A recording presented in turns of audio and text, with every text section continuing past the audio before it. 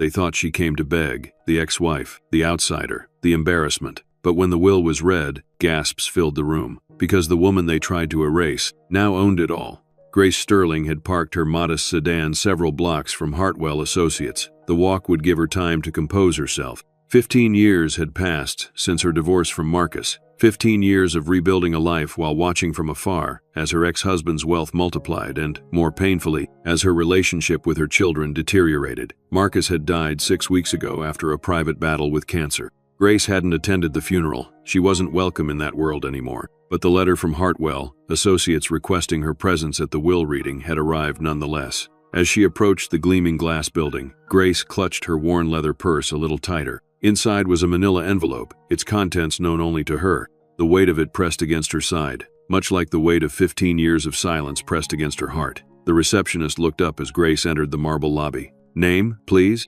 "Grace Sterling," she replied softly. "I'm here for the Sterling will reading." The receptionist's eyes widened slightly in recognition before she composed herself. "Yes, Miss Sterling, 14th floor, the mahogany conference room. Everyone else has already arrived." Of course they had. Grace was punctual, not early, a small act of self-preservation. She wouldn't subject herself to any more time in that room than necessary. As the elevator ascended, Grace caught her reflection in the polished doors. Her silver-streaked hair was neatly styled, her makeup minimal but careful. She wasn't trying to compete with Vanessa's glamour. That would be futile, but she wouldn't appear beaten down either. The elevator announced the 14th floor with a soft chime. Grace took a deep breath and stepped into the corridor. Through the glass walls of the conference room, she could already see them. Vanessa, holding court in a designer black dress that probably cost more than Grace's monthly rent. Blake and Chloe, her own children, now 26 and 24, looking like perfect copies of their father with their confident postures and cold eyes. And several of Marcus's business associates, including Richard Kensington,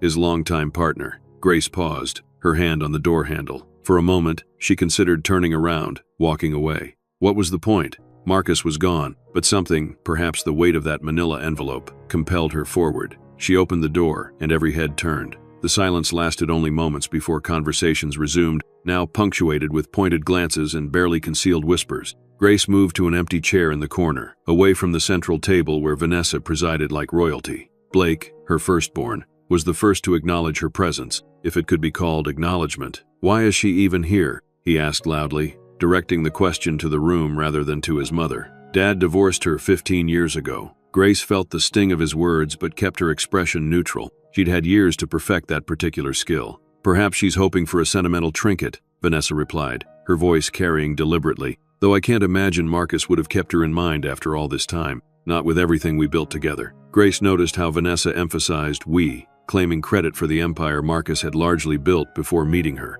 But she said nothing, settling into her chair and placing her purse carefully on her lap. "Excuse me," a voice interrupted her thoughts. Richard Kensington stood before her, his expression a mixture of confusion and disdain. "I believe this section is for family and close associates." Before Grace could respond, Blake cut in from across the room. "She's not family anymore, Richard. Don't worry about it." Richard's eyebrows rose. "Ah, I see. I apologize. I thought someone had let the cleaning lady in." He chuckled at his own joke, loud enough for others to hear and join in. Grace felt heat rise in her cheeks, but she simply smiled tightly and said, "I was invited by Mr. Hartwell, but thank you for your concern." Richard retreated, mumbling something to Blake, who smirked in response. Grace took a deep breath and focused on the large painting on the opposite wall, a seascape, peaceful and distant. She tried to imagine herself there instead of here. "Oh my God, is that the same dress she wore to the charity gala in 2006? Vanessa's voice cut through Grace's momentary escape. "I swear it is. Look at those dated shoulder pads."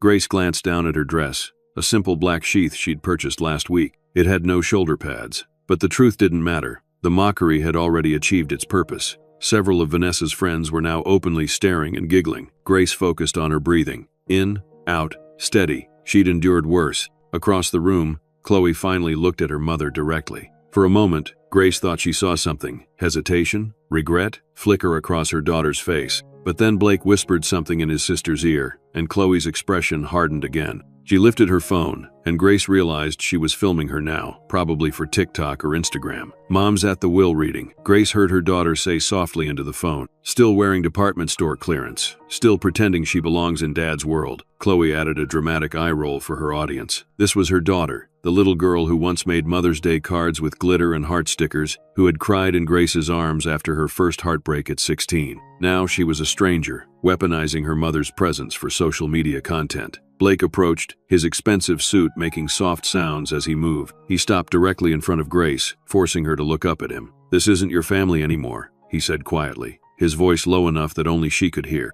"I don't know why Hartwell invited you, but you should leave. Save yourself the embarrassment." Grace met her son's eyes, Marcus's eyes, really, the same deep brown. "I have as much right to be here as anyone, Blake. Mr. Hartwell specifically requested my presence. Dad left you behind a long time ago. We all did." The coldness in his voice was practiced, perfected over years of distance. "I never left you," Grace replied softly. "You chose to believe I did. Dad said you abandoned us emotionally years before the divorce, that you were cold, unloving. That's why he had to find happiness elsewhere." Grace felt a familiar ache bloom in her chest. The old narrative, the one Marcus had crafted to justify his affair with Vanessa, his abandonment of their marriage. She'd never fought it publicly. It seemed pointless to drag their children into an ugly battle of she said. "I hope someday you'll want to hear my side of that story," Grace said gently. Blake scoffed. "There's nothing to hear. We've seen the evidence. Dad showed us the therapist bills, the emails where you said you needed space. We know you checked out of our family long before Vanessa." Grace closed her eyes briefly. Those therapist bills were from her attempts to save their marriage when she discovered Marcus's first affair,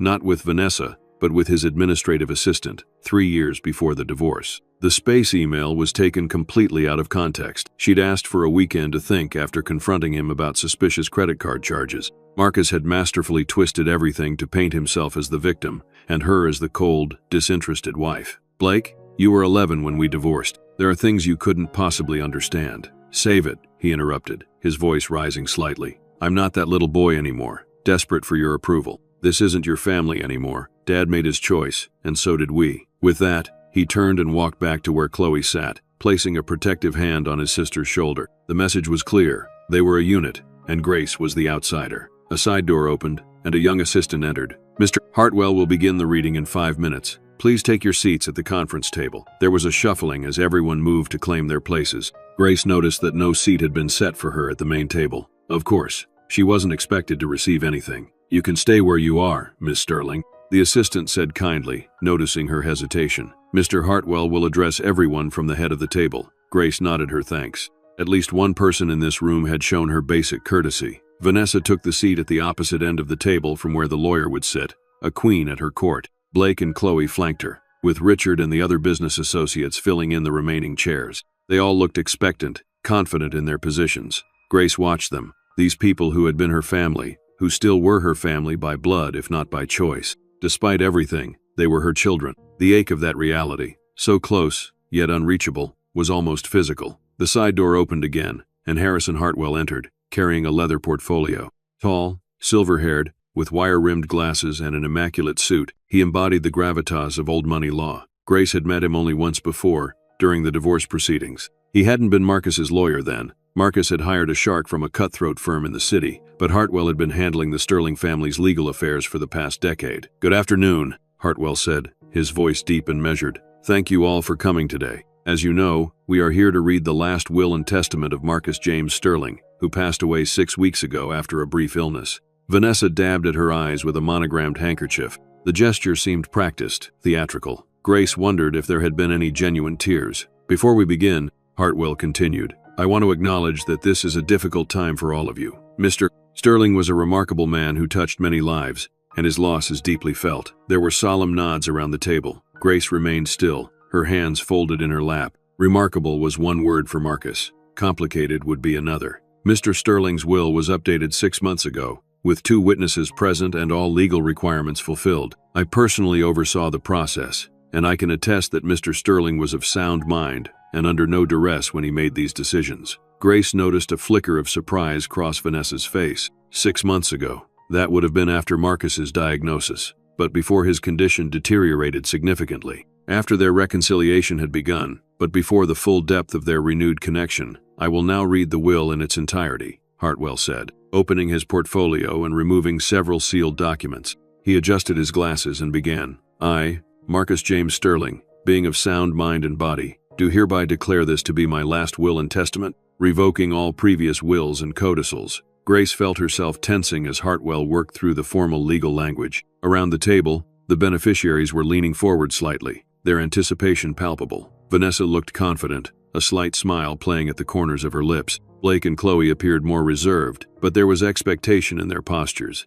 None of them glanced back at Grace. She had been forgotten, relegated to the corner, a non-entity in this proceeding. And then Hartwell reached the portion of the will that would change everything. To my first wife, Grace Sterling, who gave me the best years of her life. The room went completely still. Vanessa's head snapped up, her practiced smile faltering. Blake and Chloe exchanged confused glances. Richard Kensington, who had joked about Grace being the cleaning lady, suddenly looked uncomfortable. Grace herself felt a strange calm. She had known this was coming, but hearing Marcus's words read aloud made it real in a way their private conversations hadn't. Harrison Hartwell continued reading, his voice steady and clear. To Grace Sterling, I leave my entire estate, valued at approximately $50 million, including my company Sterling Innovations, all real estate holdings, investment portfolios, and personal assets, to be transferred to her name immediately upon my death. A gasp went up from several people at once. Vanessa's face drained of color. Blake half rose from his seat before sinking back down, his expression stunned. "This is impossible," Vanessa whispered. Hartwell paused, looking over his glasses at the widow. "Mrs. Sterling, please allow me to finish the reading." That's not legal," Vanessa sputtered. "I'm his wife, his current wife. The will is entirely legal, Mrs. Sterling. If you'll allow me to continue, Mr. Sterling has made provisions for you as well." Vanessa fell silent, but her breathing was rapid, her knuckles white where she gripped the edge of the table. "To my current wife, Vanessa Sterling," Hartwell read, "I leave the sum of $100,000 to be paid in a single lump sum, and her personal belongings currently in our shared residence. $100,000, a pittance compared to the $50 million Grace had just been granted." Vanessa made a sound like a wounded animal. "To my son, Blake Sterling, I leave the sum of $50,000 in forgiveness of his outstanding college loans and personal debts to me, which total approximately $230,000. Blake's face flushed dark red. He opened his mouth to protest, but Hartwell raised a hand to silence him. "To my daughter,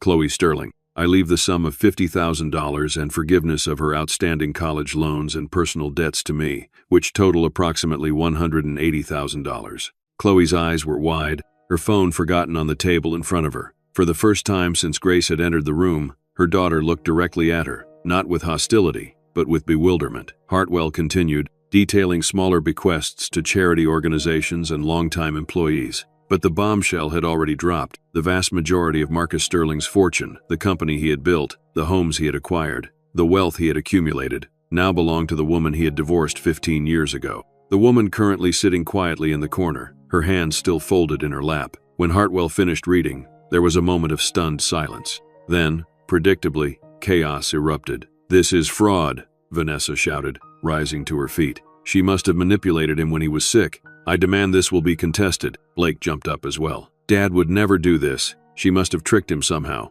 Richard Kensington looked physically ill. "The company. He left the company to her?" Only Chloe remained seated, her expression unreadable as she stared at her mother. Hartwell raised his voice above the din. "I can assure all of you that this will is completely legal and was executed with all proper protocols. Mr. Sterling was of sound mind and explicitly clear about his wishes. I don't accept this," Vanessa hissed, her carefully maintained appearance beginning to crack under the strain of her anger. "I was with him for 10 years. I was with him when he died. She wasn't even at the funeral." "Mrs. Sterling, please sit down," Hartwell said firmly. "There is more to the will than the distribution of assets." Reluctantly, Vanessa returned to her seat, though she remained perched on the edge, ready to spring up again. "Mr. Sterling left a letter to be read at this time," Hartwell continued, removing an envelope from his portfolio. "He specifically requested that I read it aloud to everyone present." Grace felt her heart rate increase. She knew about the letter. Marcus had told her he was writing it, but she didn't know its exact contents. This was the moment she had both anticipated and dreaded. Hartwell opened the envelope and unfolded several pages of what appeared to be handwritten text. Marcus's handwriting, Grace recognized, even from across the room. In his final months, as the cancer weakened him, his once bold script had become shakier, but he had insisted on writing this himself, rather than dictating it. "My dear family and friends," Hartwell began reading. "If you're hearing this, then I have passed on. I hope it was peaceful at the end. I hope I had time to say all that needed saying to each of you. But in case I didn't, this letter will have to suffice." There was a catch in Hartwell's voice, a rare display of emotion from the normally composed attorney. He had known Marcus for decades, Grace realized. This was difficult for him, too. I know my decision regarding my estate will come as a shock to most of you. Perhaps you feel betrayed, angry, confused. I understand those feelings. I've caused my share of pain in this life, and perhaps this final act seems like one more hurt. But I assure you, this decision was made with clear eyes and a full heart. Vanessa made a scoffing sound, but fell silent when Hartwell gave her a warning look. To Grace, the letter continued, and suddenly all eyes turned to where she sat. Leaving you was the greatest mistake of my life. The simple declaration hung in the air. Grace felt tears threatening and blinked them back. She wouldn't cry here, not in front of these people who had mocked her just minutes ago. You gave me 20 years of love, support, and wisdom. Your creative insights shaped the early success of Sterling Innovations. You raised our children with devotion while I worked endless hours building a company. You forgave my first transgressions, tried to save our marriage when I was already halfway out the door. And when I finally left, choosing my ego and wealth over our love and loyalty, you never spoke ill of me to our children, never tried to turn them against me, even when I didn't extend you the same courtesy. Blake shifted uncomfortably in his seat. Chloe's eyes had filled with tears. In the years after our divorce, I created a narrative that served my purposes. I implied that Grace had been cold, disinterested, that she had emotionally abandoned our family. It was a lie, a convenient fiction to justify my betrayal. I regret to say that I encouraged our children to believe this falsehood, and I watched as their relationship with their mother deteriorated as a result. Chloe let out a small sob. Blake's face had gone pale. The truth is that Grace was a loving wife and a devoted mother. She deserved better than what I gave her, and what I now return to her, this estate, this wealth, is merely a small measure of what she is owed. Vanessa stood up again, her face contorted with fury. This is ridiculous. You're telling me he threw away 10 years of marriage because he felt guilty? I don't believe it. Hartwell ignored her, continuing to read Marcus's letter. To Vanessa, the letter addressed her directly now. You married me for my money. We both know this is true. I was not unwilling. A man in his 50s with a beautiful woman in her 20s. I understood the transaction. But let's not pretend it was a great love story, Vanessa gasped, sinking back into her chair. In the beginning, I found our arrangement satisfactory. You played your part well, and I enjoyed the prestige of having a young, attractive wife. But over time, I came to see how your influence affected my relationship with my children, how your priorities centered solely on status and wealth.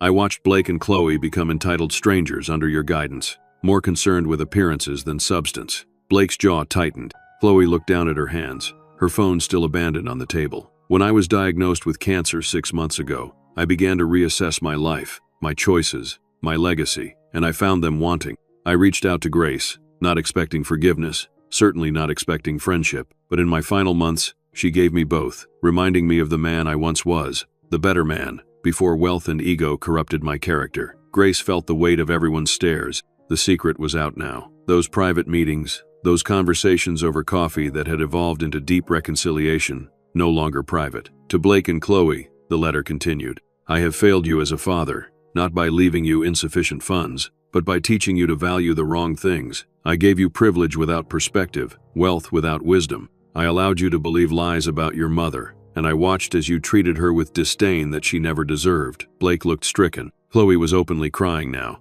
I hope that in time, you will rebuild your relationship with your mother. She has never stopped loving you, even when you rejected her. The modest financial provisions I've made for you are intentional, not as punishment, but as opportunity. An opportunity to build lives based on your own merits, not on inherited wealth. The room was completely silent now, save for Chloe's quiet sobs. Grace has promised me that she will be open to reconciliation, should you seek it. Knowing her heart as I do, I believe she will be generous with both her forgiveness and the estate I have left her. But that is her choice to make, not an obligation I can impose. Hartwell turned the page, and Grace knew they were nearing the end of Marcus's confession. To my business associates, particularly Richard, the company will be in better hands with Grace than it ever was with me. Her creativity and ethical compass were always the true foundations of our early success. I trust her to lead with integrity, something I have not always demonstrated. Richard looked as though he might be ill. The other associates shifted uncomfortably. In closing, Hartwell read, his voice gentle now. I ask for your understanding, if not your immediate forgiveness. My decisions were made with clear intention and sound mind. Grace deserves everything, because she gave me everything, and I threw it away. I can never fully make amends for the pain I caused, but I hope this final act begins to balance the scales. The letter was signed simply, Marcus. Hartwell carefully refolded the pages and placed them back in the envelope. The room remained silent, the weight of Marcus's words settling over everyone present. Grace sat perfectly still, her emotions too complex to name. Vindication, yes, but also sadness for what had been lost, for the years her children had been turned against her, for the man Marcus had once been and then forgotten how to be. It was Vanessa who finally broke the silence. "This is insane," she said, her voice shaking with rage. He was delusional at the end. The medication, the pain, he wasn't thinking clearly. "This will is a joke." Hartwell regarded her calmly. "Mrs. Sterling, I understand this is upsetting, but I can assure you that Mr. Sterling was mentally competent when he updated his will. We had him evaluated by 2 independent physicians to ensure there would be no question of his capacity. If you choose to contest the will, you are of course entitled to do so, but I must inform you that Mr. Sterling anticipated this reaction and took every precaution to ensure his wishes would be legally binding. I'll get the best lawyers in the country," Vanessa threatened. "I'll fight this to the Supreme Court if I have to." "That is your prerogative," Hartwell replied evenly. "However, I should mention that Mr. Sterling included a no-contest clause in his will. Should any beneficiary contest the will and lose, they forfeit even the bequest granted to them." Vanessa paled. $100,000 wasn't much compared to $50 million, but it was still a significant sum. If she contested and lost, she would walk away with nothing but her personal belongings. Blake stood up, his movement jerky with suppressed emotion. "I don't understand. If what Dad wrote is true, if he lied to us about Mom all these years, why didn't he tell us himself? Why wait until he was dead to drop this bomb?" It was the first time he had referred to Grace as Mom in years. The word sent a small shock through her. Hartwell looked to Grace, a question in his eyes. She nodded slightly. "It was time. Your father did try to tell you," Grace said softly, speaking for the first time since the reading began. "He reached out to both of you several times in the last few months of his life." "That's not true," Blake argued, but there was uncertainty in his voice. "He never said anything about any of this." Grace opened her purse and removed the manila envelope she had been carrying. "He tried to arrange meetings with each of you, to explain in person. When you were unavailable or uninterested, he asked me to keep these for after his death." She stood and approached the table, placing the envelope in front of Hartwell. "These are copies of text messages, emails, and phone records showing Marcus's attempts to speak with Blake and Chloe about our reconciliation and about the mistakes he had made." Hartwell opened the envelope and briefly examined its contents before looking up. "These appear to be authentic communications between Mr. Sterling and his children, as well as between Mr. Sterling and Miss Grace Sterling." "Let me see those," Blake demanded, reaching for the papers. Hartwell handed them over, and Blake began rifling through them, his expression changing from defiance to confusion to something like shame. 6 unanswered calls?" he murmured, looking at one page. "I thought these were about the Tokyo expansion." Chloe leaned over to look at the evidence as well. "He texted me asking to have dinner, just the 2 of us, to discuss important matters about our family. I was in Cabo with friends. I told him I was too busy." The realization that their father had tried to tell them the truth, and they had been too caught up in their privileged lives to listen, seemed to hit both siblings simultaneously. "There's more," Grace said quietly. She reached into her purse again and removed a small digital recorder. "Your father knew you might not believe the will or the letter. He asked me to play this for you if that was the case." She placed the recorder on the table. After a moment's hesitation, she pressed the play button. Marcus Sterling's voice filled the room, weaker than in his prime, marked by illness, but still unmistakably his. "Blake, Chloe, if you're hearing this, then I wasn't able to have our conversation in person, and now it's too late. I'm so sorry for that failure, one of many in my life." Chloe covered her mouth with her hand. Blake stood rigid, his eyes fixed on the recorder as if he could see his father through it. "Everything in my will is true. I lied to you both about your mother. Grace was never cold or disinterested. She fought for our marriage long after I had betrayed her trust. She protected you from the ugliness of our divorce, while I used you as weapons against her." Marcus's voice broke, and they could hear him taking a labored breath before continuing. "When I reached out to Grace after my diagnosis, I expected recrimination. Instead, she showed me compassion I didn't deserve. Over these past months, as my health declined, she has been my confidant, my support, my friend. She encouraged me to reach out to you both, to tell you the truth while I still could." There was a pause, filled only with the sound of Marcus's breathing. "I know it's a lot to process. I know you may feel betrayed, confused, but please know that my decision to leave everything to Grace isn't about disinheriting you. It's about finally doing right by the woman I wronged so deeply,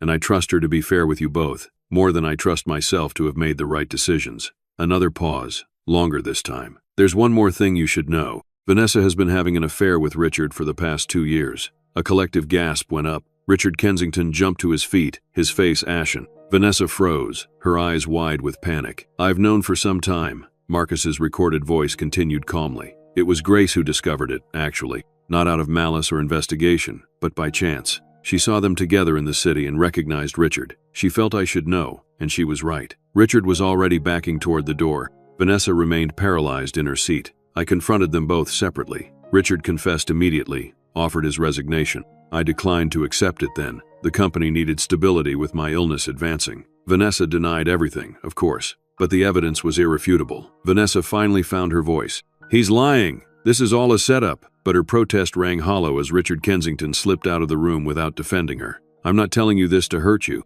Marcus's voice continued, addressed again to his children, "but to help you understand why I've made the choices reflected in my will, and perhaps to help you see that appearances can be deceiving. The story you've believed about your mother, about our family, it wasn't the truth." There was a long silence on the recording, broken only by Marcus's increasingly labored breathing. When he spoke again, his voice was softer, more vulnerable. "I hope someday you can forgive me, not just for the lies, but for the years of relationship with your mother that I stole from you. Grace has never stopped loving you both. Remember that. I love you too, despite my failures as a father. Goodbye." The recording ended. The room was utterly silent. The silence stretched on for what felt like minutes, though it was likely only seconds. Grace stood beside the table, her hand still resting on the recorder, her eyes downcast. She hadn't wanted it to be like this public unraveling of secrets, this dramatic revelation. Marcus had always had a flair for the theatrical, even at the end. Vanessa was the first to recover. Her shock and panic quickly morphed back into anger. "This is a complete fabrication," she spat, looking around the room wildly, as if seeking allies. "Richard and I are colleagues. There's never been anything inappropriate between us." Marcus was paranoid at the end. The medication, the pain, it made him see things that weren't there. No one responded to her denial. The hasty exit of Richard Kensington had spoken volumes. Blake had sunk back into his chair, the papers from the manila envelope scattered in front of him. He looked shell-shocked, staring at the messages he had ignored from his father. Chloe was the first to speak. "Mom," she said tentatively, using the title that had been absent from her vocabulary for so long. "You and Dad reconciled before he died?" Grace nodded, finally raising her eyes to meet her daughter's. "Yes, about 7 months ago, shortly after his diagnosis, he contacted me. We met for coffee. It was difficult at first. But why didn't you tell us?" Chloe asked, her voice small. "Why the secrecy?" "He wanted to tell you himself," Grace replied gently. "He felt it was his responsibility to correct the narrative he had created. I agreed with him. It wasn't my place to undermine your relationship with your father while he was still alive. So all those business trips he was taking," Blake muttered, piecing things together. "He said he was meeting with specialists, getting treatments. Some of those were medical trips," Grace confirmed. "But yes, some of them were times we spent together, talking mostly, working through 15 years of hurt and misunderstanding." "Working through?" Vanessa sneered. "Sounds like you were manipulating a dying man. How convenient that you forgave him just in time to get your hands on his money." Grace turned to Vanessa, her expression calm. "I understand you're hurt and angry, but Marcus contacted me, not the other way around. And if you know anything about forgiveness, you'd know it benefits the forgiver as much as the forgiven. I wasn't carrying around bitterness for 15 years. I had moved on with my life. The reconciliation was about healing, not about money." "A very pretty speech," Vanessa said coldly. "I'm sure the judge will love it when we contest this ridiculous will." Hartwell cleared his throat. "Mrs. Sterling, I strongly advise you to consult with independent counsel before pursuing that course of action. As I mentioned, the no contest clause would leave you with nothing if your challenge fails, which, given the precautions Mr. Sterling took, is the likely outcome." Vanessa glared at him. "Whose side are you on? You're supposed to be Marcus's lawyer." "I am an officer of the court and the executor of Mr. Sterling's will," Hartwell replied evenly. "My duty is to ensure his legally expressed wishes are carried out." Vanessa turned her glare to Grace. "This isn't over. You won't get away with this." She grabbed her designer purse and stormed toward the door, pausing only to point at Blake and Chloe. "Are you two coming? Or are you going to sit there and let her steal your inheritance?" Blake and Chloe exchanged a look, something passing between them that Grace couldn't quite read. Then Blake spoke. "I think we need to stay and hear the rest. There's clearly a lot we don't know." Vanessa's expression hardened. "Fine. Be fools. She's played all of us, and you're falling for it." With that, she swept out of the room, the door slamming behind her. Her exit left a strange vacuum in the room. The remaining business associates looked uncertain, clearly wondering if they should stay or follow Richard and Vanessa's lead in departing. Hartwell solved their dilemma. "Gentlemen, The formal reading of the will is complete. If you have questions about specific bequests, my assistant will be happy to address them in the anteroom. I believe the Sterling family could use some privacy now." The men nodded, gathering their things and filing out quietly. Several of them glanced back at Grace with new eyes, no longer the dismissed ex-wife,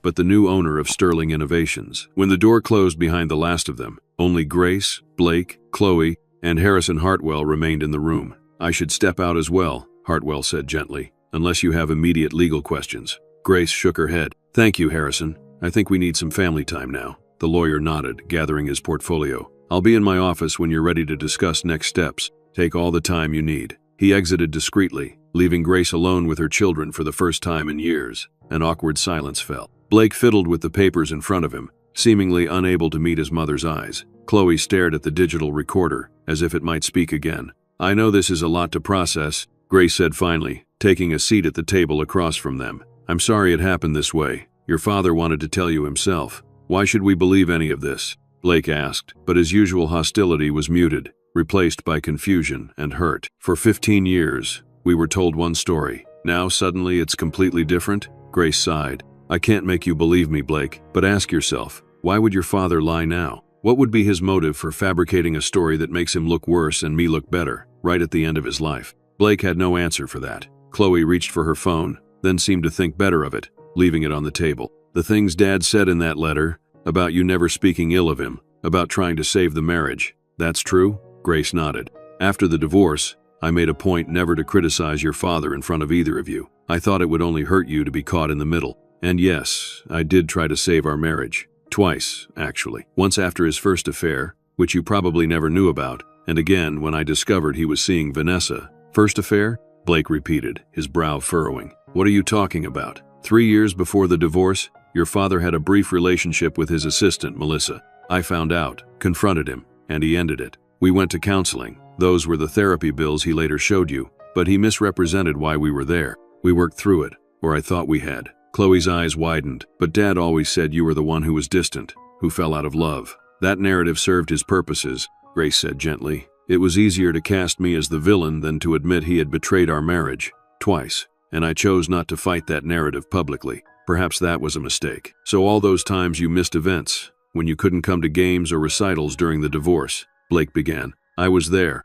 Grace said quietly. "Many times I was there, standing in the back, or sitting far from your father's seats. I watched your soccer championships, Blake. I saw your dance recital, Chloe, the one where you performed to Somewhere Over the Rainbow. I was always there. But your father's lawyers had arranged that I not approach you at those events, to avoid confusion. And later, when I did try to attend more openly, you both made it clear you didn't want me there." Blake swallowed hard, memories clearly surfacing. "I told you to leave my graduation," he said, his voice hollow. "I said you were embarrassing me." Grace nodded, the pain of that memory still fresh. "You did, and I respected your wishes. I watched from my car in the parking lot with binoculars. I saw you get your diploma. I was so proud." Chloe made a small, wounded sound. "Mom, I'm so sorry. The things I said to you over the years, the things I posted online. You were a child when the divorce happened," Grace said gently, "and then a teenager being fed a particular story. I never blamed you for believing your father. But we were so cruel," Chloe insisted, tears streaming down her face now. "Even today, I literally mocked you on TikTok an hour ago. Who does that to their own mother?" Grace reached across the table and took her daughter's hand. It was the first physical contact they had shared in years.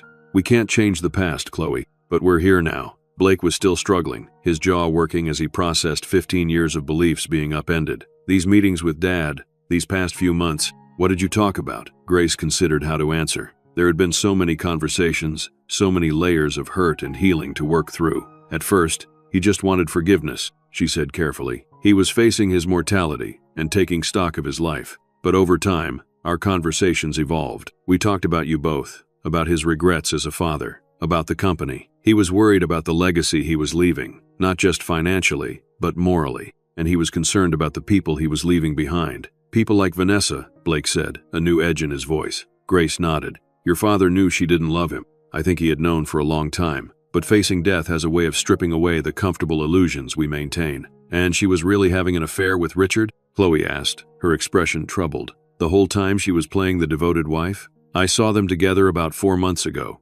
Grace confirmed. "It was at a small restaurant in Vermont, off the beaten path. I was there for an art retreat. I teach painting classes now. They clearly didn't expect to encounter anyone who would recognize them. When I told your father, he hired a private investigator who confirmed the affair had been going on for nearly 2 years. Blake shook his head, disgust evident on his face. And we thought she was so perfect, the ideal stepmother, the devoted wife. Appearances can be deceiving, Grace said softly, echoing Marcus's recorded words. Did you know? Chloe asked suddenly. About the will, I mean. Did you know he was leaving everything to you? Grace hesitated, then decided complete honesty was the only path forward. Yes, I knew. He told me about 3 months ago, after he confirmed Vanessa's affair. I tried to talk him out of it, actually. You did? Blake looked surprised. Grace nodded. I told him it would cause exactly this kind of pain and confusion. I suggested he split the estate more evenly, leave the company to you two, be generous with Vanessa despite her betrayal. But he was adamant. He said he trusted me to do the right thing more than he trusted his own judgment at that point. So what happens now? Chloe asked, wiping away tears. You're rich. You own Dad's company. Our house. The house where you and Vanessa have been living. Yes, Grace acknowledged. But I have no intention of disrupting your lives any more than they already have been. I've had some time to think about this, to plan. She reached into her purse and pulled out a small notebook. Your father and I discussed options for moving forward, knowing this day would come. I'd like to share those ideas with you, if you're willing to listen. Blake and Chloe exchanged a look, then both nodded. I believe in second chances, Grace began. Your father gave me one by reaching out after all those years, and I gave him one by listening. I'd like to extend the same opportunity to both of you. She opened the notebook, revealing neat handwriting on its pages.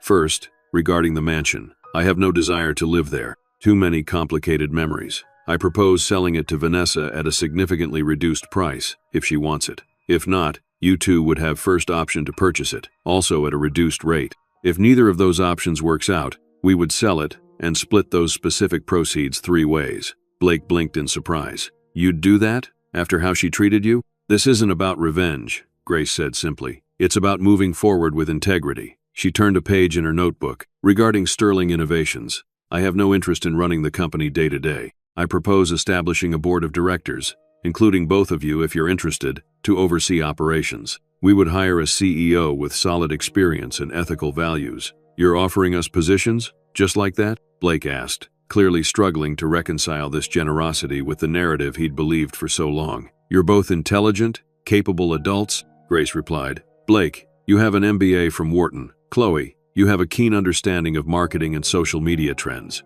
The company could benefit from your skills if you're willing to approach it with a commitment to ethical business practices. Chloe looked down at her phone on the table, a reminder of how she had used those skills to mock her mother earlier. I don't deserve this, she whispered. It's not about deserving, Grace said gently. It's about creating opportunities for growth and reconciliation. She continued through her notebook, outlining plans for charitable foundations, educational initiatives, and investments in sustainable businesses. With each page, it became clearer that Grace had thought deeply about how to use Marcus's fortune for positive impact. Finally, she said, reaching the last page, I'd like to propose family therapy for all of us, including Vanessa, if she's willing, though I suspect she won't be. We have 15 years of misunderstandings and hurt to work through. It won't happen overnight. Blake looked stunned. After everything, you want to try to be a family again? We never stopped being family, Grace said softly. We just stopped acting like one. Chloe began to cry again, harder this time. I don't understand how you can be so forgiving? Grace supplied. Chloe nodded, unable to speak through her tears. Holding on to anger and resentment would have poisoned me from the inside, Grace explained. I chose to let it go, long before your father reached out. That choice was for my well-being, not his. And now I'm making the same choice with you both, and with Vanessa. I can't control how any of you respond, but I can control how I approach this unexpected situation. Blake looked down at the scattered papers in front of him, the evidence of his father's attempts to reach out, the text messages he had ignored or responded to dismissively. Shame was written clearly on his face. I don't know if I can do this, he admitted. Just flip a switch and accept that everything I believed was wrong, that we've been terrible to you for no reason. I'm not asking you to flip a switch, Grace assured him. I'm asking for a chance to rebuild, step by step, and you had a reason for your behavior. You believed what your father told you. That's not your fault. But continuing it, the way we treated you even as adults. Chloe shook her head. That was our choice. Yes, Grace acknowledged. And now you have a new choice to make. The three of them sat in silence for a moment, the weight of 15 years and the possibilities of the future hanging between them. Finally, Blake spoke. I need some time to process all of this. Of course, Grace said. Take all the time you need. I'm not going anywhere. Chloe reached for her mother's hand again. I don't want to wait. I've already missed so much time with you. I want to try. The therapy, the rebuilding, all of it. Grace squeezed her daughter's hand, emotion welling up. I'd like that very much, Chloe. Blake stood abruptly. I should go check on Vanessa, whatever she's done. This has been a shock for her too. Grace nodded. That's thoughtful of you, Blake. Please tell her my offer regarding the house is genuine, whenever she's ready to discuss it. Blake gathered the papers and handed them back to Grace. I'll call you to talk more about all of this. It wasn't a wholehearted embrace of reconciliation, but it was a start. I'd like that, Grace said simply. Blake hesitated, then leaned down and awkwardly kissed his mother's cheek, the first such gesture in over a decade. Then he quickly turned and left the room. Chloe remained seated, looking at her mother with new eyes. Did you and Dad? Did you fall in love again? At the end? Grace considered the question carefully. Not romantically, no, but we found our way back to a kind of love, the kind built on shared history, mutual respect, and forgiveness. It wasn't the same as what we had in the beginning, but in some ways, it was deeper. Chloe nodded thoughtfully. I'd like to hear about it sometime, about your conversations, about how you found your way back to forgiveness. I'd be happy to share that with you, Grace said. And I'd like to hear about your life too, the real version, not the social media highlights. Chloe glanced at her phone guiltily. I should delete those posts from today. Perhaps, Grace agreed, or you could update them with the truth. That might be more powerful. Chloe considered this, then picked up her phone. Would you take a selfie with me for my update? Grace smiled, her first genuine smile of the day. I'd like that. As Chloe moved around the table to sit beside her mother, Grace felt a lightness she hadn't expected to find in this room. The journey ahead would be complicated. There was a fortune to manage, a company to restructure, a family to rebuild. But in this moment, with her daughter's arm around her shoulders and the camera capturing their tentative smiles, Grace knew that the true inheritance Marcus had left her wasn't measured in dollars. It was the chance to reclaim what had been lost, the most valuable thing of all. Grace and Chloe emerged from the conference room to find the reception area in disarray. Vanessa was pacing furiously, her phone to her ear, speaking in rapid, angry bursts. I don't care if he's in court. This is an emergency. My husband's ex-wife is trying to steal my home and my life, and I need legal representation now. Blake stood nearby, his expression troubled as he watched his stepmother unravel. When he saw Grace and Chloe, something flickered across his face. Uncertainty, perhaps, or the beginning of a realization. Vanessa spotted them and abruptly ended her call. Well, look who it is. The master manipulator and her newest convert. Her voice was brittle with rage and fear. Congratulations, Grace. You've managed to turn my stepdaughter against me in record time. Chloe stiffened beside Grace. No one turned me against you, Vanessa. I'm just trying to understand the truth. The truth? Vanessa let out a harsh laugh. The truth is that your precious mother here waited until Marcus was weak and dying to sink her claws back into him. The truth is that she's been planning this for years, biding her time until she could take everything from us. Grace shook her head. That's not what happened, Vanessa. I had built a new life for myself. Marcus reached out to me, not the other way around. A convenient story? Vanessa sneered. And I suppose you just happened to stumble across Richard and me together? What were you doing, stalking us? I was attending a painting workshop in Vermont, Grace said calmly. The same one I've attended every year for the past 5 years. You and Richard chose the wrong restaurant on the wrong weekend. Vanessa's eyes narrowed. You're lying. Marcus would never have believed you without evidence. I took a photo, Grace admitted, not to use against you, but because I wasn't sure what to do with the information. When I decided to tell Marcus, I showed him. He deserved to know the truth, especially given his health. You had no right, Vanessa shouted, her composure completely abandoned now. We were happy before you came back into the picture. Blake stepped forward. Were you, Vanessa? Really? Because from where I'm standing, it looks like you were having an affair with Dad's business partner while he was dying of cancer. That doesn't sound like happy to me. Vanessa turned on him, her eyes wild. Don't you dare judge me. Do you have any idea what it was like, watching him deteriorate, knowing there was nothing I could do? Richard was. He was comfort, that's all. For 2 years? Blake challenged. Dad was only diagnosed 7 months ago. You've been seeing Richard for 2 years, according to that recording. Vanessa faltered, caught in her own lie.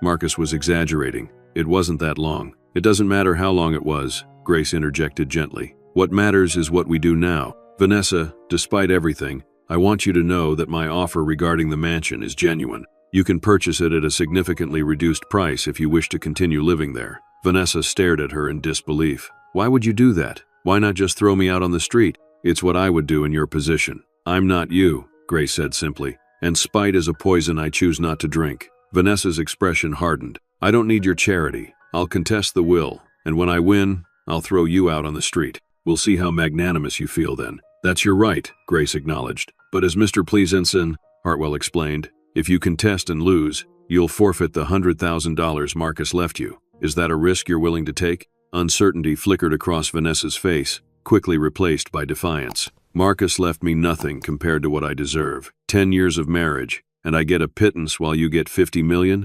It's obscene. 10 years of marriage during which you were unfaithful," Blake pointed out, his voice hard, "while Dad was building his company and then fighting cancer. Oh, like he was such a saint." Vanessa shot back. "He cheated on her, remember? Or has everyone conveniently forgotten that part of the story now that we're rewriting history?" "No one's forgotten," Grace said quietly. "Marcus made serious mistakes. He admitted that, both in his letter and in our private conversations. But this isn't about tallying up wrongs, Vanessa. It's about finding a path forward that honors Marcus's final wishes while being fair to everyone involved." "Fair?" Vanessa's laugh was harsh. "There's nothing fair about any of this." She turned to Blake and Chloe, her tone shifting to something more manipulative. "Can't you see what she's doing? She's playing the saint, the magnanimous benefactor, but it's all an act. Once she has you back under her thumb, once the will is secure, you'll see her true colors." Chloe shook her head. "Stop it, Vanessa. Mom doesn't have to offer you anything. The will is clear. The fact that she's willing to let you keep the house at a reduced price says more about her character than all your accusations." "Mom?" Vanessa repeated incredulously. "You're calling her mom now? After 15 years of barely acknowledging her existence? After all the things you've said about her?" Shame colored Chloe's cheeks, but she stood her ground. "Yes, she is my mother, and I've wasted too many years believing lies about her." Vanessa turned to Blake, her last hope. "Blake, surely you're not falling for this too. Think about it. If she was so innocent, why didn't she fight harder for you two during the divorce? Why did she just disappear from your lives?" "She didn't disappear," Blake said slowly, the realization seeming to dawn on him as he spoke. "We pushed her away. Dad encouraged it, and we were kids. We believed him. And now you believe her?" Vanessa demanded. "Just like that?" Blake looked at Grace, really looked at her, perhaps for the first time in years. "I don't know what I believe yet, but Dad's letter, the recordings, the evidence, it's a lot to ignore. And if he really did try to reach out to us in those last months—" "He did," Grace confirmed softly. "Almost every week. He was afraid time was running out, and he was right." Blake ran a hand through his hair, a gesture so like his father that Grace felt a pang of bittersweet recognition. "I need time to process all this," he said again. "But Vanessa, regardless of what happened between Dad and Mom, your affair with Richard, that's on you. You can't blame that on anyone else." Vanessa's face contorted with rage. "You ungrateful. After everything I've done for you, this is how you repay me? By siding with her?" "I'm not siding with anyone," Blake insisted. "I'm trying to see the truth. And right now it looks like everyone in this situation has made mistakes, including me and Chloe. The question is, what do we do now?" Vanessa snatched up her designer purse. "What you do is up to you. What I'm going to do is call every top law firm in the city until I find someone who will take this case and destroy your mother's claim to Marcus's estate. That's your choice," Grace said calmly. "But my door is open if you ever want to talk about a less adversarial solution." "I'd rather die," Vanessa spat. She turned on her heel and stormed toward the elevator, her high heels clicking angrily on the marble floor.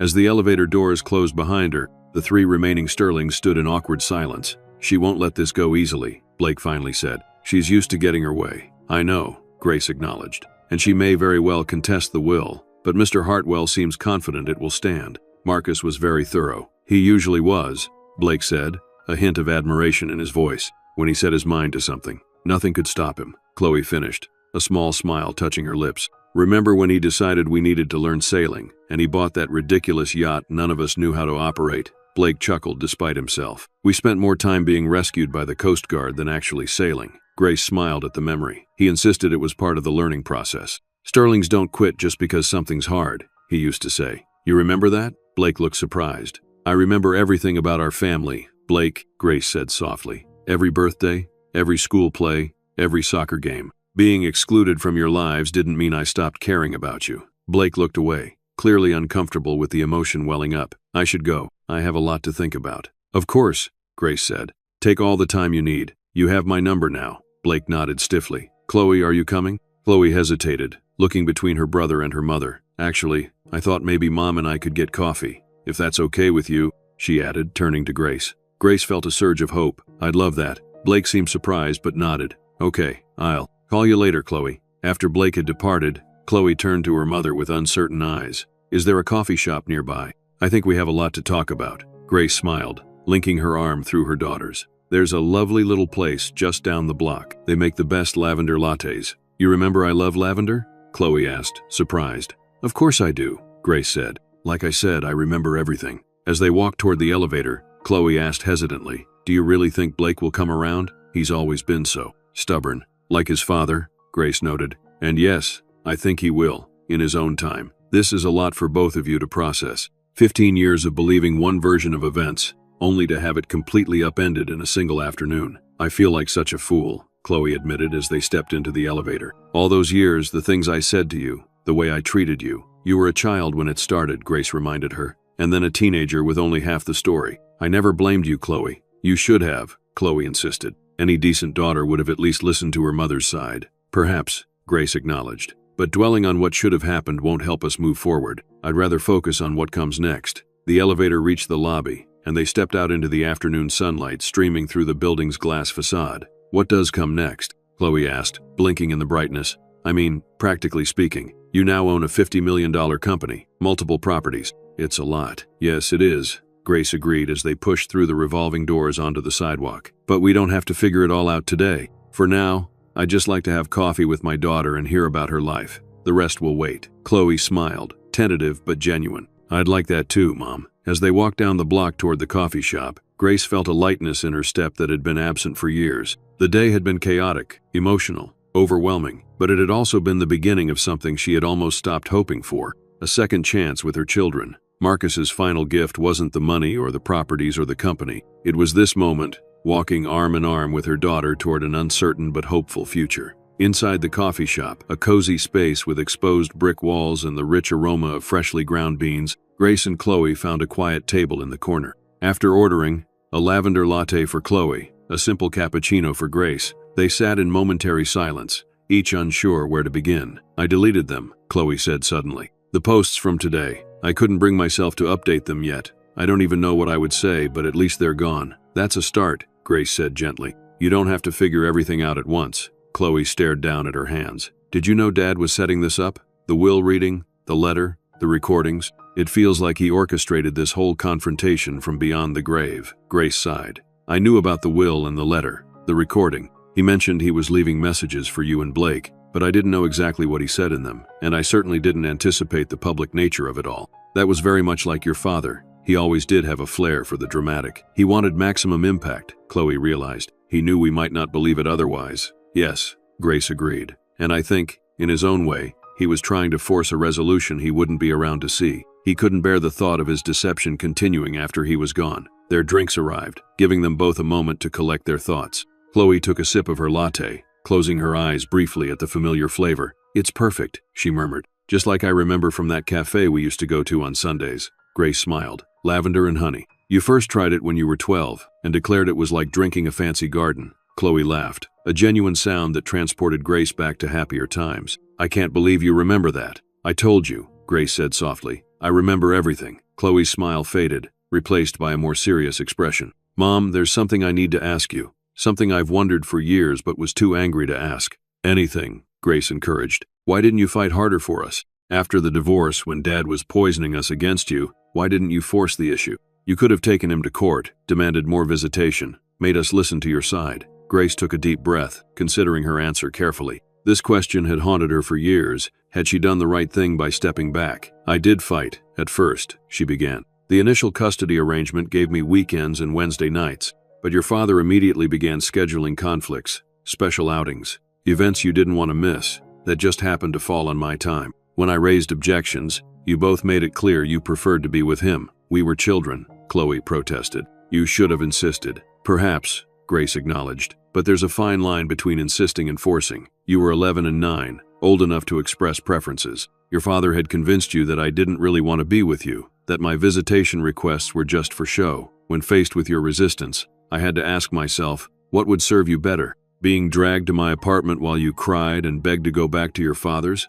Or giving you space while trying to maintain contact in less confrontational ways? So you chose to back off, Chloe said, understanding dawning in her eyes. I chose what I thought would cause you the least pain, Grace corrected gently. I sent cards, letters, emails. I called on birthdays and holidays. I attended your events from a distance, and I hoped that as you grew older, you might become curious about my side of the story. But we never did, Chloe said, shame coloring her voice. We just accepted Dad's version and treated you horribly. You were influenced by a very persuasive man, Grace said. Your father was charismatic, successful, and he was present in your daily lives. It was natural that you would align with his perspective. That doesn't excuse it, Chloe insisted, especially as we got older. I had your number. I could have called any time. Yes, Grace agreed simply. You could have. Chloe's eyes filled with tears. I'm so sorry, Mom, for all of it, for believing the worst about you, for the cruel things I said, for the years we lost. Grace reached across the table and took her daughter's hand. I forgive you, Chloe, and I hope you can forgive me too, for not finding a better way to reach you, for allowing the distance to grow. There's nothing to forgive, Chloe protested. You didn't do anything wrong. I made choices, Grace said. Some of them may have been mistakes. That's how life works. We do the best we can with the information we have at the time. They sat in silence for a moment, hands still connected across the table, each processing the weight of 15 years of misunderstandings. What about Blake? Chloe finally asked. Do you think he'll come around? Grace considered the question. Your brother has always been more like your father, proud, stubborn, slow to admit when he might be wrong. But he's also intelligent and fair-minded at heart. I believe he'll come to his own conclusions in his own time. And Vanessa? Chloe looked troubled. She's going to fight this, isn't she? Most likely, Grace agreed. But as Mr. Hartwell said, your father took precautions. The will should stand. I still don't understand why you're being so generous with her, Chloe admitted, offering to sell her the house at a reduced price. After how she treated you? I saw those Instagram stories she was posting earlier. They were vicious. Grace smiled slightly. Holding on to anger serves no purpose, Chloe. It doesn't hurt Vanessa. It only hurts me. And practical considerations aside, I genuinely believe that responding to cruelty with kindness is the better path. Not because Vanessa deserves it, but because it's the kind of person I want to be. Chloe shook her head in wonder. I don't know if I could be that forgiving. You might surprise yourself, Grace said. Forgiveness isn't something you're born with. It's a skill you develop through practice. And it's not about condoning what was done to you. It's about freeing yourself from the burden of resentment. Is that what happened with you and Dad? You practiced forgiveness until it became real? Grace considered this. In a way, yes. When he first reached out, I was skeptical, but I agreed to meet him because I was curious, and because holding on to anger had long since ceased to serve any purpose in my life. As we talked, really talked, honestly, for the first time in years, I found that forgiveness came more easily than I expected. Not all at once, but gradually, as I saw his genuine remorse and his desire to make amends. And now? Chloe asked. How do you feel about him now that he's gone? Grace's eyes grew distant. I feel at peace. The man I knew at the end was closer to the man I married all those years ago than the man who left me. He found his way back to his better self, and I'm grateful I got to witness that. Chloe wiped away a tear. I wish I had known about the two of you reconciling. I wish I could have seen that version of Dad. He wanted to share it with you, Grace said softly. That's what all those calls and texts were about. He was trying to find the courage to tell you the truth. And we were too busy, Chloe said bitterly. Too caught up in our own lives to make time for our dying father. Don't be too hard on yourself, Grace advised. You didn't know how little time was left, and your father didn't make it easy. He was vague about why he wanted to meet,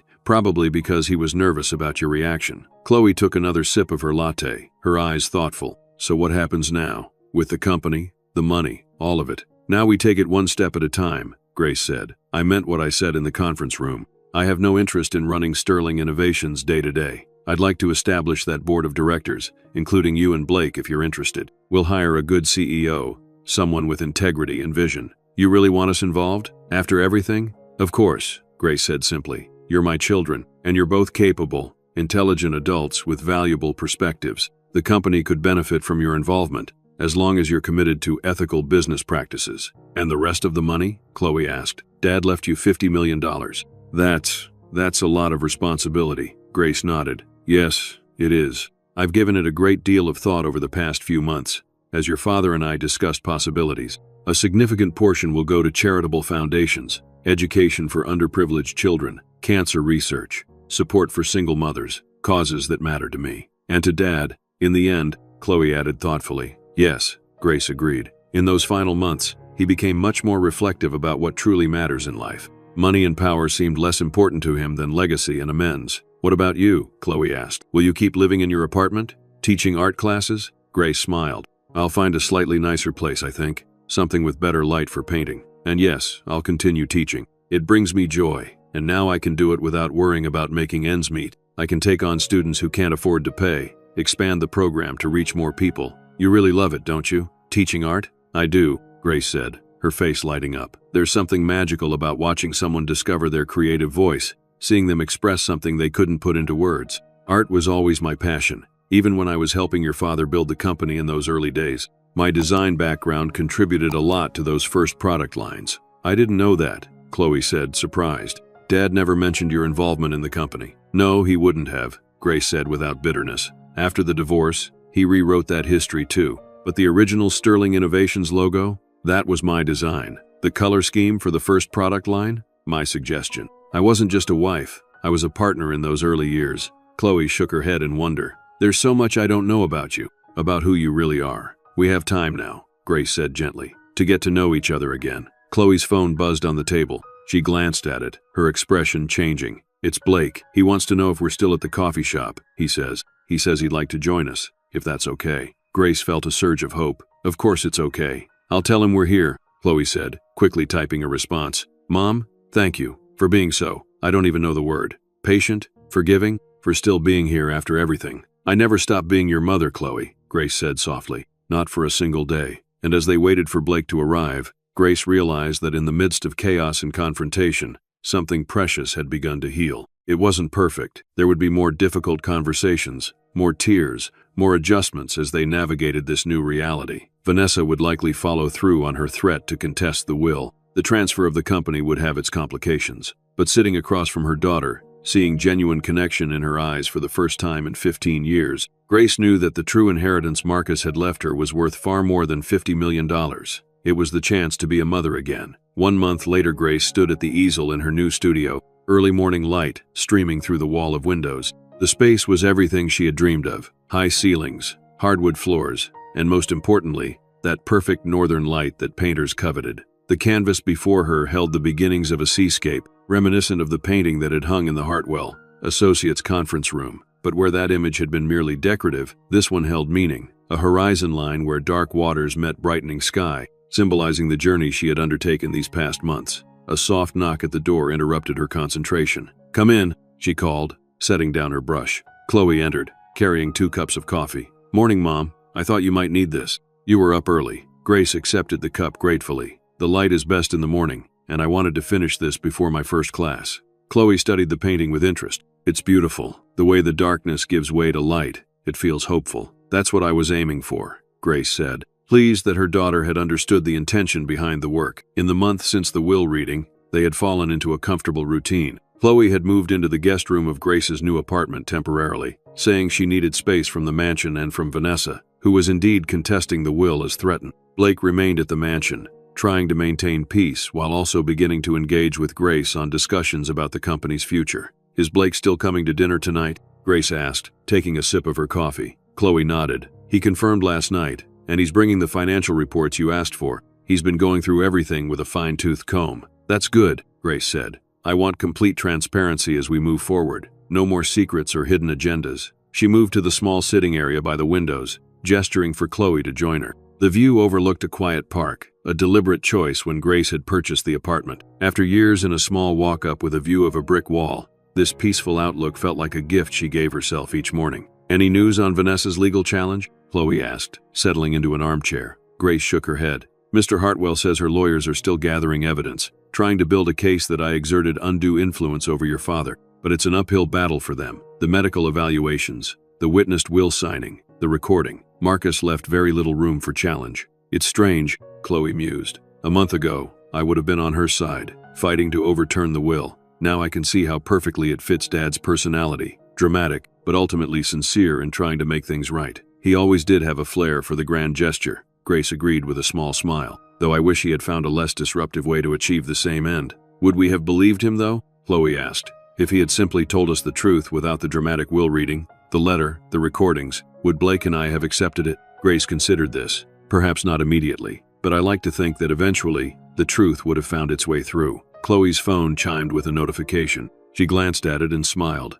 The foundation paperwork is ready. We can sign everything tomorrow. The Marcus Sterling Second Chances Foundation had been Grace's first major initiative with her newfound wealth. With a starting endowment of $30 million, More than half of the inheritance, the foundation would focus on supporting education for underprivileged children, cancer research, and programs helping single parents rebuild their lives after divorce or loss. That's wonderful news, Grace said. Have you finalized the board membership? Chloe nodded. You as chairperson, me as executive director, Blake as treasurer, and the 5 independent members we discussed. It's a good, balanced group. Grace felt a surge of pride. Her daughter had thrown herself into the foundation work with passion and purpose, bringing her marketing expertise and social media savvy to what would become her full-time role. And how are your other projects coming along? Grace asked. Chloe's expression brightened. The podcast is almost ready to launch. Second Chances, Stories of Forgiveness and Renewal. Our first 3 episodes are recorded, and the production quality is excellent. It had been Chloe's idea to create a podcast sharing stories of reconciliation and redemption. The first episode would feature Grace herself,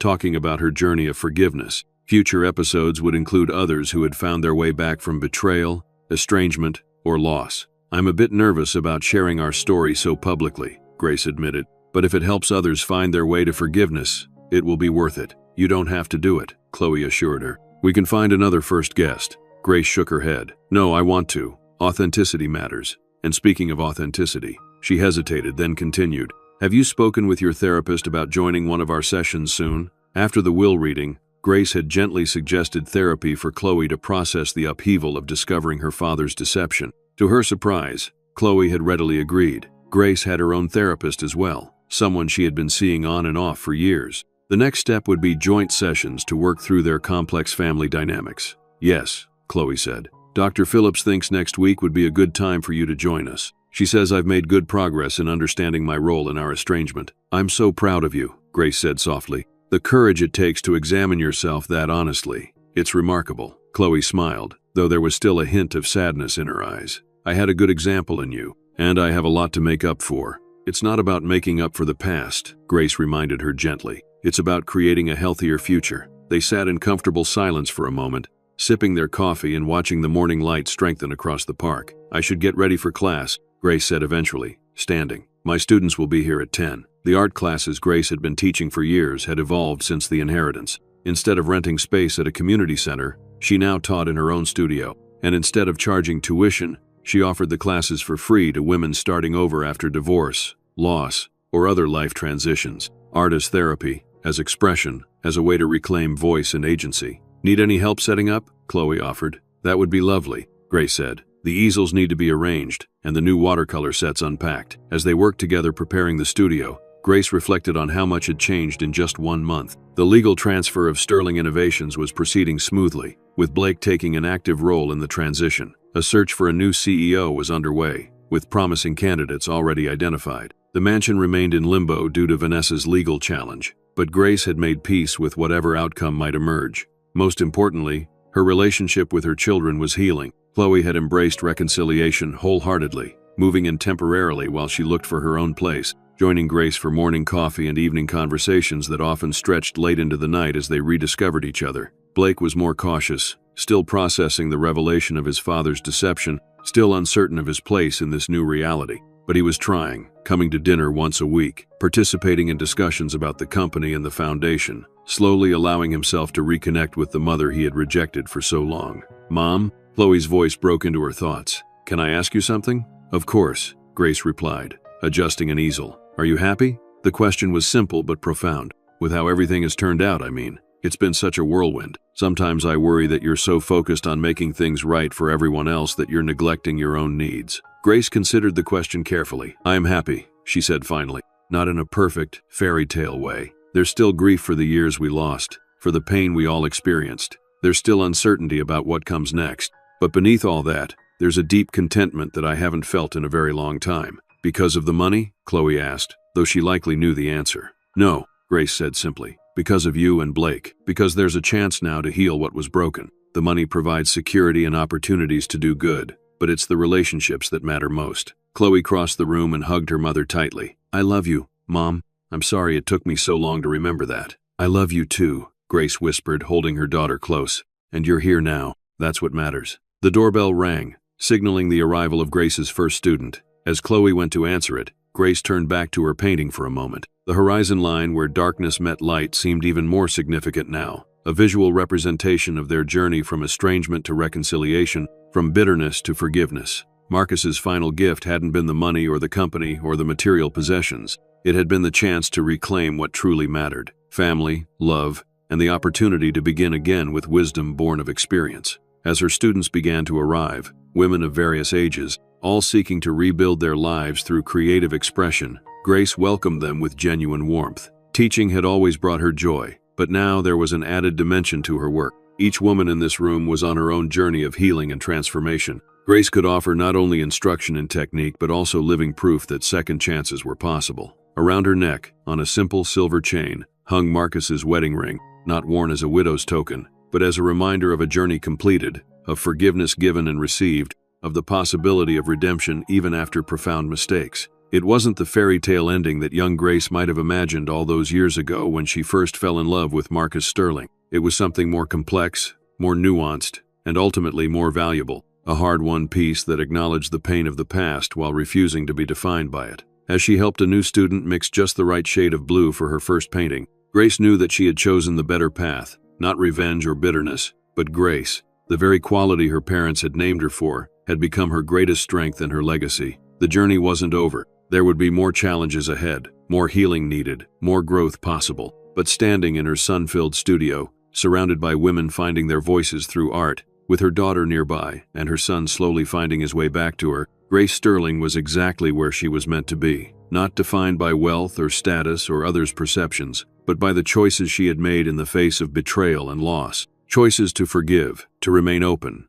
to believe in the possibility of change. Choices that had led her, finally, home. Have you experienced a situation that required forgiveness? Perhaps not as dramatic as Grace's, but significant in your own life. How did you handle it? Did you choose to hold on to the hurt, or did you find a way to let go? Share your thoughts in the comments below. Your story might be exactly what someone else needs to hear right now. A reminder that they're not alone in their struggle to find peace after betrayal. If you found value in Grace's journey, please consider subscribing to our channel. Until next time.